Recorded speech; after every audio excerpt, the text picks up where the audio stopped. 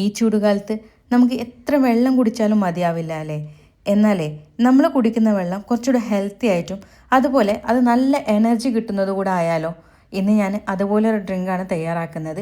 ഇത് നമ്മൾ റാഗി വെച്ചിട്ടാണ് കേട്ടോ തയ്യാറാക്കുന്നത്. അതുകൊണ്ട് തന്നെ എല്ലാവർക്കും കുടിക്കാൻ പറ്റുന്ന ഒരു ഹെൽത്തി ഡ്രിങ്കാണ്. എങ്ങനെയാണ് ചെയ്തെടുക്കുന്നത് നോക്കാം. ഞാനിവിടെ ആദ്യം ചിയാ സീഡ് ഒന്ന് സോക്ക് ചെയ്തെടുക്കുന്നുണ്ട്. അത് നമ്മൾ ഉണ്ടാക്കുന്ന ക്വാണ്ടിറ്റിക്ക് അനുസരിച്ചിട്ടാണ് കേട്ടോ നമ്മൾ ചിയാ സീഡ് സോക്ക് ചെയ്യുന്നത്. ഒരു 3-4 ഗ്ലാസ്സിനാണ് നമ്മൾ തയ്യാറാക്കുന്നതെങ്കിൽ 1 ടേബിൾ സ്പൂൺ തന്നെ മതിയാവും കേട്ടോ. ഞാനിവിടെ കുറച്ച് അധികം ക്വാണ്ടിറ്റി ഉണ്ടാക്കി വെക്കുന്നുണ്ട്, ആവശ്യത്തിന് നമുക്ക് എടുത്ത് അടിക്കാൻ വേണ്ടിയിട്ടാണ്. അപ്പം ഇതിന് വേണ്ടിയിട്ട് റാഗി ഞാൻ ഇതുപോലത്തെ റാഗിയാണ് എടുത്തേക്കുന്നത്. പൊടി എടുക്കുന്നവർക്ക് അങ്ങനെ ചെയ്യാം കേട്ടോ. 1 കപ്പ് റാഗി ഞാൻ കുതിർത്തെടുക്കുന്നുണ്ട്. കുതിർത്തെടുത്തതിന് ശേഷം അത് നമുക്ക് മിക്സിയുടെ ജാറിലിട്ടിട്ട് നന്നായിട്ടൊന്ന് അരച്ചെടുക്കും കൂടെ വേണം കേട്ടോ. അരയ്ക്കുന്ന സമയത്ത് ഒരുപാട് വെള്ളം ഒഴിച്ച് അരക്കരുതെന്ന് മാത്രം. ഒരുപാട് വെള്ളം ഒഴിച്ച് അരഞ്ഞ് കിട്ടാൻ പ്രയാസമായിരിക്കും. അപ്പോൾ വളരെ കുറച്ച് മാത്രം വെള്ളം ഒഴിച്ചിട്ട് നന്നായിട്ട് നമ്മളിതൊന്ന് അരച്ചെടുക്കുക. ഇപ്പോൾ കണ്ടല്ലോ, ഞാനിത് നന്നായിട്ട് അരച്ചെടുത്തിട്ടുണ്ട്. ഇനി നമുക്കിതൊരു ബൗളിലേക്ക് മാറ്റി കൊടുക്കാം. കൂടെ ഇതിലേക്ക് വെള്ളം കൂടെ ആഡ് ചെയ്തിട്ട് വേണം നമ്മളത് അരിച്ചെടുക്കാൻ വേണ്ടിയിട്ട്. അപ്പോൾ 1 കപ്പ് വെള്ളം കൂടെ ഞാൻ ഇതിലേക്ക് ഒഴിച്ചു കൊടുക്കുന്നുണ്ട്. എന്നിട്ട് നന്നായിട്ടൊന്ന് മിക്സ് ചെയ്തെടുക്കുക. മിക്സ് ചെയ്തതിന് ശേഷം നമുക്കിതൊന്ന് അരിച്ചെടുക്കാം. ഇതിൽ വലിയ തരികൾ ഉണ്ടായതുകൊണ്ട് തന്നെ ആദ്യം നമ്മൾ അരിക്കുന്നത് വലിയ അരിപ്പയിലൂടെ അരിച്ചെടുക്കുക കേട്ടോ. അപ്പോൾ ഇതുപോലെ വലിയൊരു അരിപ്പയിലൂടെ ഞാൻ ആദ്യം ഇതിലെ വലിയ ചണ്ടികളൊക്കെ മാറ്റാൻ വേണ്ടിയിട്ട് അരിച്ചെടുക്കുന്നുണ്ട്. അതിന് ശേഷം നമുക്ക് ചായയുടെ അരിപ്പയിൽ വേണം അരിച്ചെടുക്കാനായി. ഇനി ചെറിയ കുട്ടികളുള്ള വീട്ടിലാണെങ്കിൽ അവർക്കിതുപോലെ ഇതിൻ്റെ ഉമി കൂടിയാൽ വയറുവേദന എടുക്കും എന്നുള്ള പ്രശ്നം ഉണ്ടെങ്കിൽ നമുക്കിത് നല്ല കോട്ടൺ തുണിയിൽ വേണമെങ്കിൽ ഇതുപോലെ തന്നെ അരിച്ചെടുക്കാം കേട്ടോ.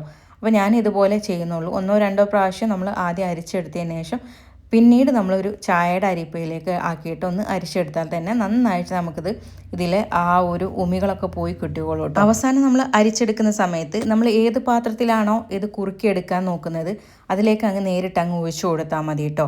ഇനി നമുക്കിതിലേക്ക് കുറച്ചുകൂടെ വെള്ളം വേണം. അപ്പോൾ ഞാൻ ഇനി 1.5 കപ്പ് കൂടെ വെള്ളം നമുക്കിതിലേക്ക് വേണം കേട്ടോ.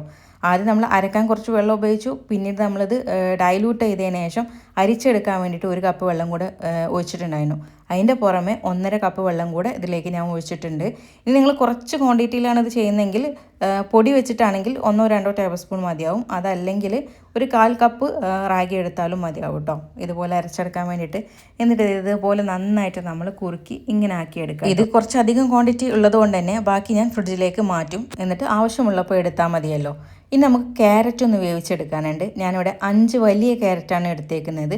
അത് കുക്കറിലേക്ക് ഇട്ട് കൊടുക്കുക. കൂടെ തന്നെ അല്പം വെള്ളം കൂടെ ഒഴിച്ചിട്ട് നമുക്കിത് 2-3 വിസിൽ വരുന്നവരെ ഒന്ന് വേവിച്ചെടുക്കണം. ഈ ക്യാരറ്റ് നന്നായിട്ട് വെന്ത് വരണം കേട്ടോ.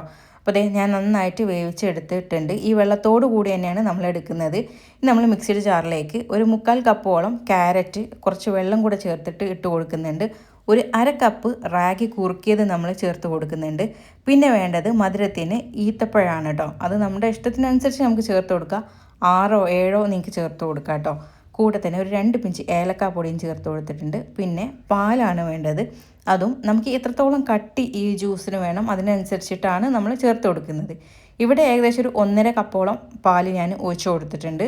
അതിനുശേഷം നന്നായിട്ട് നമ്മളിത് അടിച്ചെടുക്കുക. ഇനി നമുക്കിതിലേക്ക് ഒരു ചേരുവ കൂടെ ചേർത്ത് കൊടുക്കാനുണ്ട്. അത് നമ്മൾ നേരത്തെ കുതിർത്ത് വെച്ച ചിയാ സീഡാണ്. ചിയാ സീഡ് ഇല്ലെങ്കിൽ കസ്കസും ചേർത്ത് കൊടുക്കുക കേട്ടോ. ചിയാ സീഡ് ആകുമ്പോൾ കുറച്ചുകൂടെ ഹെൽത്തി ആയിരിക്കും. അതുകൊണ്ടാണ് നമ്മൾ ഇത് തന്നെ ചേർത്ത് കൊടുത്തേക്കുന്നത്. അപ്പോൾ അത് ബൗളിലേക്ക് ഞാൻ ഈ ജ്യൂസ് ഒഴിച്ചതിന് ശേഷം ചിയാ സീഡ് കൂടെ ഇതിലേക്ക് ഒഴിച്ചു കൊടുക്കാം. പിന്നെ കുറച്ച് ഐസ് ക്യൂബും കൂടെ നമ്മൾ ചേർത്ത് കൊടുക്കുന്നത്. ചൂടാണല്ലോ, അപ്പോൾ എല്ലാവർക്കും നല്ല തണുപ്പിൽ കഴിക്കാൻ തന്നെയായിരിക്കും ഇഷ്ടം കേട്ടോ. മാത്രമല്ല ഇത് തണുപ്പിൽ കഴിക്കുമ്പോൾ ഒരു പ്രത്യേക രുചി തന്നെയാണ്. അപ്പോൾ ഇതുവരെ നിങ്ങൾ റാഗി വെച്ചിട്ട് ഇതുപോലൊരു ഡ്രിങ്ക് തയ്യാറാക്കി നോക്കിയിട്ടില്ലെങ്കിൽ ഒന്ന് ട്രൈ ചെയ്ത് നോക്കുക കേട്ടോ. അപ്പോൾ വീഡിയോ എല്ലാവർക്കും ഇഷ്ടപ്പെട്ടെന്ന് വിചാരിക്കുന്നു. ഇഷ്ടപ്പെടുവാണെങ്കിൽ ലൈക്ക് ചെയ്യാനും ഷെയർ ചെയ്യാനും മറക്കരുത്. അതുപോലെ തന്നെ ഈ ഒരു ചാനലിലേക്ക് ആദ്യമായിട്ട് വരുന്നവരുണ്ടാവും. അങ്ങനെയുള്ളവരാണെങ്കിൽ നമ്മൾ ചാനൽ ഫോളോ ചെയ്യാനും കൂടെ മറക്കരുത് കേട്ടോ. അപ്പോൾ എല്ലാവർക്കും താങ്ക്സ് ഫോർ വാച്ചിങ്.